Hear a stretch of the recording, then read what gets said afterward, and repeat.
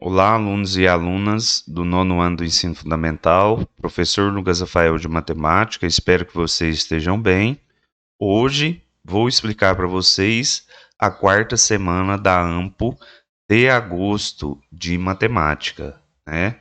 Bom, essa quarta semana nós vamos revisar aí o plano cartesiano, que é uma preparação para que vocês façam aí o gráfico da função do primeiro grau e o gráfico da função do segundo grau. É isso mesmo. As funções, elas podem ser representadas em gráficos no plano cartesiano.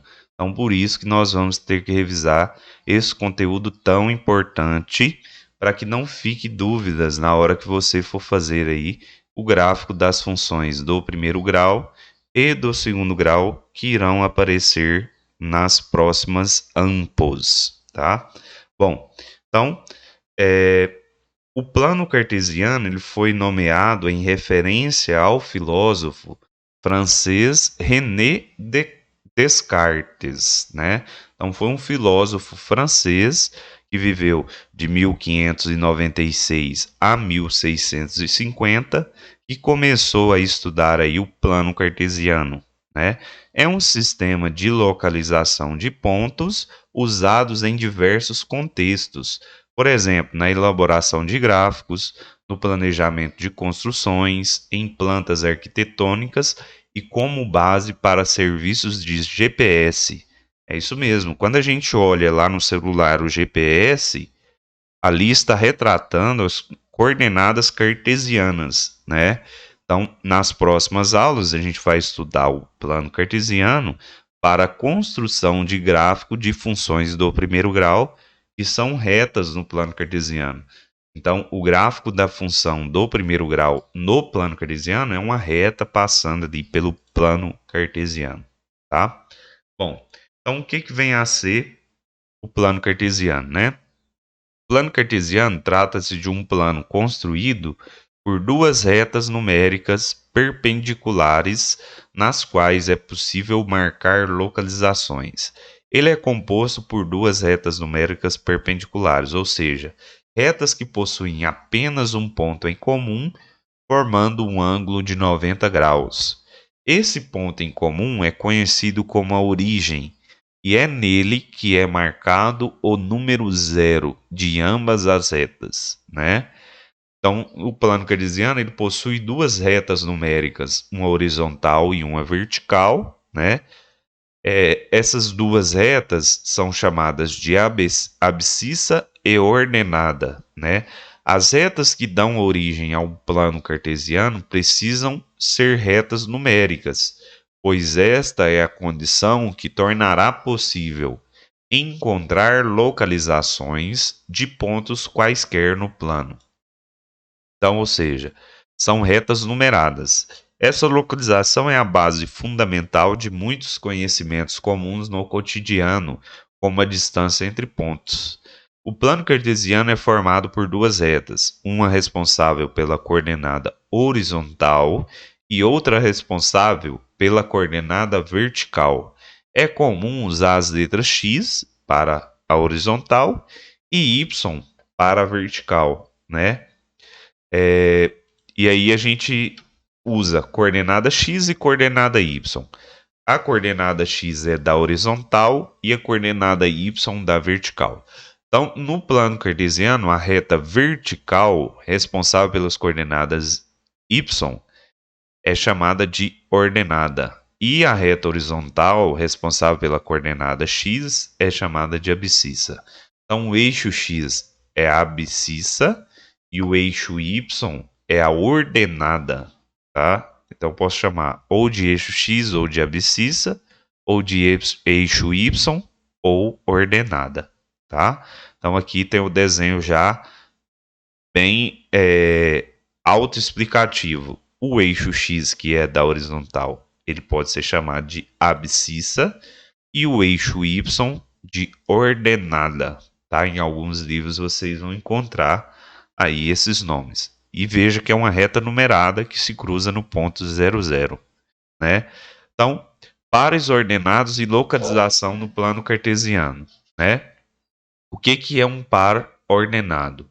Um par ordenado é formado por dois números reais que representam uma coordenada.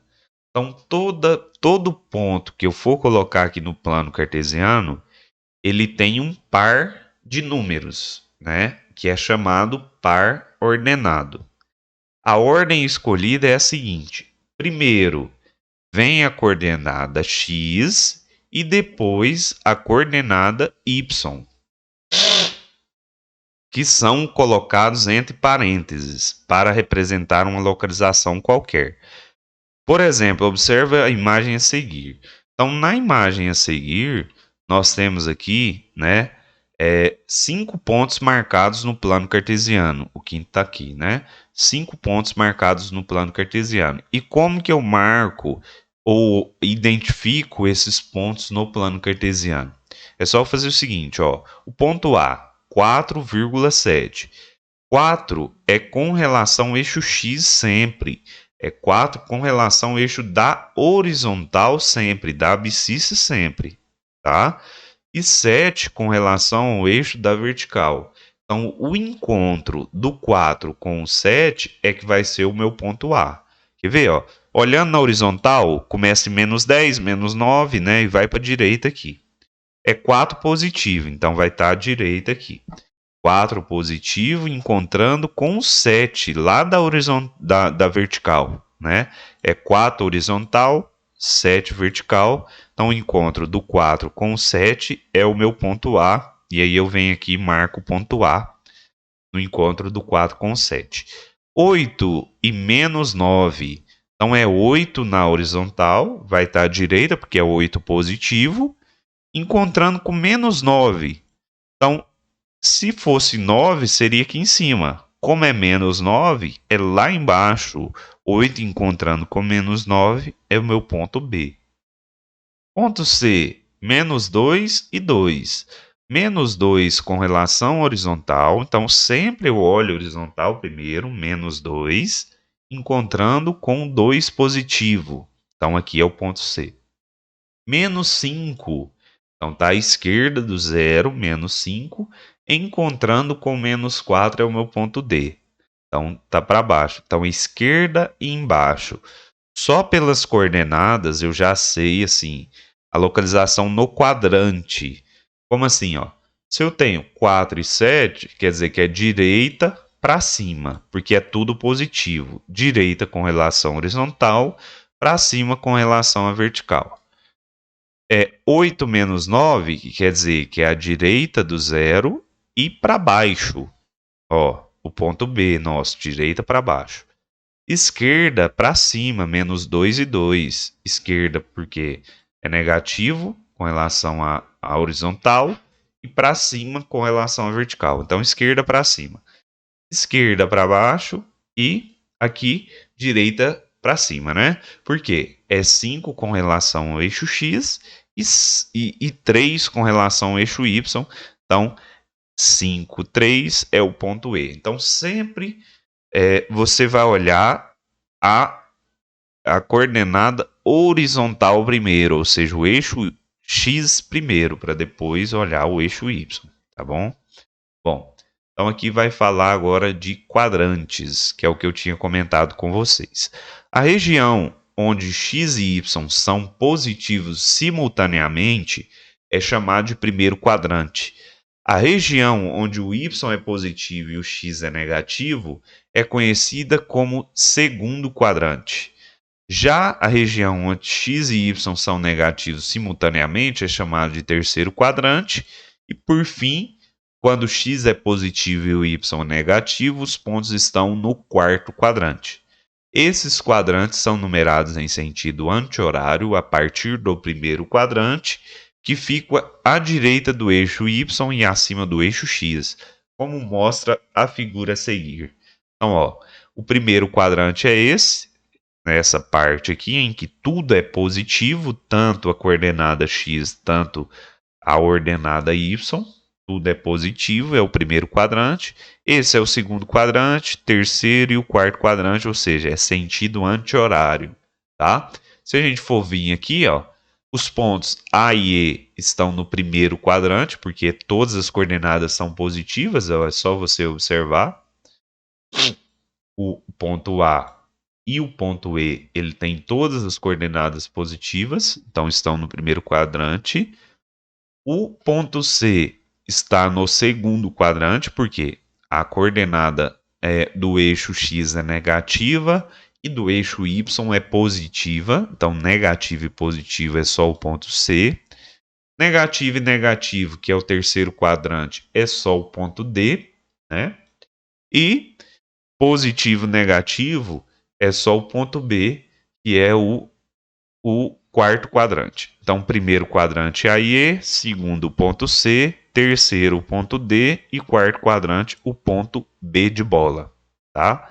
Bom, e aí tem um vídeo complementar, caso vocês queiram estudar um pouco mais aí sobre o plano cartesiano e os exercícios. Não precisa copiar os enunciados, basta você responder indicando o número da questão e a alternativa correta para quem não tem a AMPO impressa. Para quem tiver a AMPO impressa, é só você marcar aqui as alternativas corretas, tá? Bom, vou dar só uma repassada aqui em alguns exercícios, tá bom? Primeiro exercício é da Prova Brasil e está perguntando o seguinte, ó: no plano cartesiano abaixo estão assinalados os pontos P e Q. Quais são as coordenadas do ponto P e Q nesse plano cartesiano? Então, começando pelo ponto P, porque todas as alternativas começam pelo ponto P. Olhando aqui no ponto P, com relação ao eixo X, ele não está nem à direita do eixo X e nem à esquerda do eixo X. Ou seja, a coordenada X do ponto P é 0. E a coordenada Y, ou seja, da vertical, é 1. Então, o ponto P ele tem coordenadas 0, 1. 0 com relação ao eixo X e 1 com relação ao eixo Y. Então, ou é a alternativa C ou é a alternativa D. Então, 0 e 1, ou é a C ou é a D.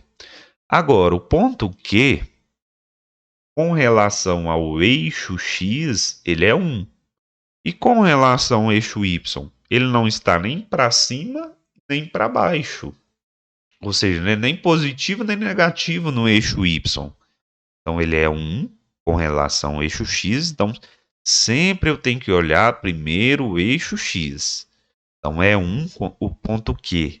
Ele é 1 com relação ao eixo X e 0 com relação ao eixo Y. Então, é 0, 1, 1, 0. Então, vai ser a letra D de dado, 0, 1, 1, 0. Essa é a resposta do exercício. Exercício 2. As coordenadas aqui de A, B e C, respectivamente. Olhando o ponto A, será que o A ele é 5, 6 ou 6, 5? Sempre eu olho o eixo X primeiro.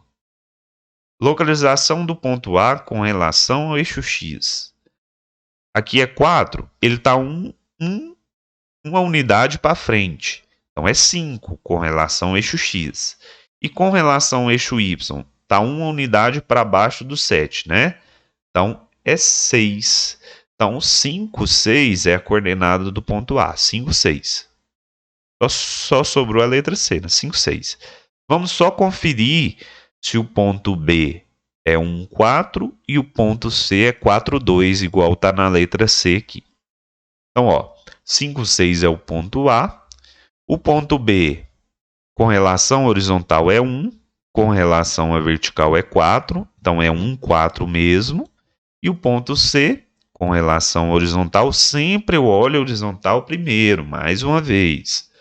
4 e com relação à vertical, 2. Então, é a alternativa C que é a resposta. E aí vem os demais exercícios. Exercício 3. No exercício 3 é legal que você vai começar no ponto X, vai andar 20 para a direita, depois 30 para cima, você vai ter que fazer uma trajetória para ver aonde que parou o final do trajeto, tá? E aí vai marcar a alternativa correta. Número 4, ele quer os vértices desse triângulo, ou seja, os pontos A, B e C, né? São os vértices do triângulo. Coordenada do A. Cuidado, sempre olha horizontal primeiro. Ou seja, o ponto A com relação horizontal é -2. Então, -2 e 5 são as coordenadas do ponto A. Então, sempre você olha horizontal, ou seja, eixo X primeiro, tá bom? E aí vai, né? Vai fazer os demais exercícios aí, sempre observando o eixo X primeiro, tá? Eixo X primeiro, tá bom? Então, essa foi a explicação aí da teoria e dos exercícios, né? De alguns exercícios aí da quarta semana da AMPO de agosto, tá bom? Então, uma boa aula para vocês e até a próxima aula.